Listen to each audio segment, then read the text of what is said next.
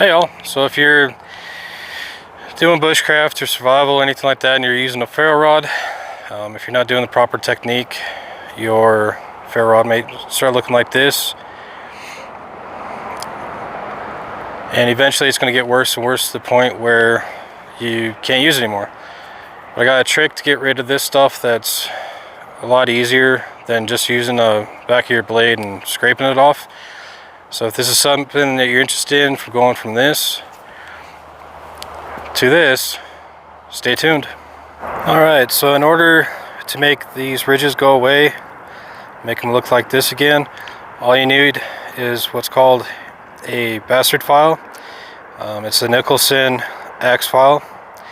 So the simple thing about this is you just take this and rotate your ferro rod like this while you're going over it like this, and it may cause sparks.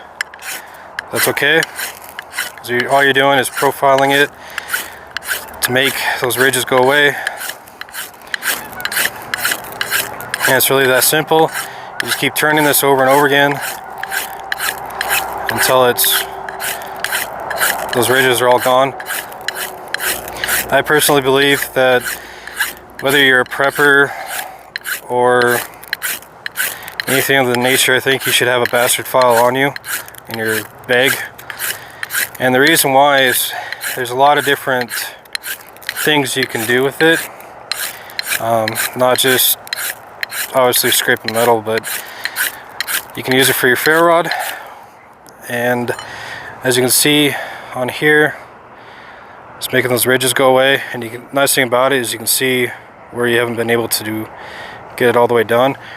If for some reason you don't have the bastard file, if you have, like for instance, I have the Leatherman Wave, if you got any multi-tool that has a file on it, I could do the same thing. It just doesn't, it takes longer in my opinion, because it doesn't take as many shavings off as the bastard file. But it does work, it just takes a lot longer. And as you can see, sparks are coming off of it. So that's another option that you have for cleaning these things off. One thing with these too is that if you're worried about it looking pretty or anything like that, you might want to use the bastard file. The reason why is because it just causes bigger scratches going along the side. But again, you just do the same thing. You rotate this towards you while you're pushing away with this, and it keeps it nice and round. And I'm not sure if you can see on camera, but there are little filings right here that are coming off of this just from using the wave.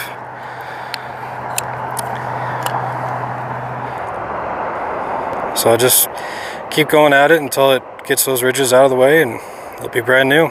This is one of the reasons why I believe that whether you're a prepper or outdoorsman or bushcrafter, you should get the biggest ferro rod you can find. These are 1/2 inches by, this one's 5-inch length, the next one's 6 inches. You get more bang for your buck in my opinion, because if you're just starting out, you're going to get these ridges due to improper technique. And so if you have one of those little dinky little tiny ones, it's going to be hard to get rid of these, and you're going to have to throw it away and all that stuff. Here I'm not worried about it because it's a big steel. I got plenty of material left on here, so I can do this without worrying about anything like that. Alright, and there you have it. All nice and shiny. There's no ripples in it. And again, it comes down to proper technique. In the description down below, Coalcracker Bushcraft does a phenomenal video on how to start out with a proper technique and different stages to go in order to master that skill, so you don't have to worry about the ridges in the first place. So again, I'll put that link in the description down below so you can check it out, and then you don't have to worry about wasting material off of here in the first place. Thank you all for watching. I do appreciate it. You all have a good day, stay safe, and enjoy the woods. Take care.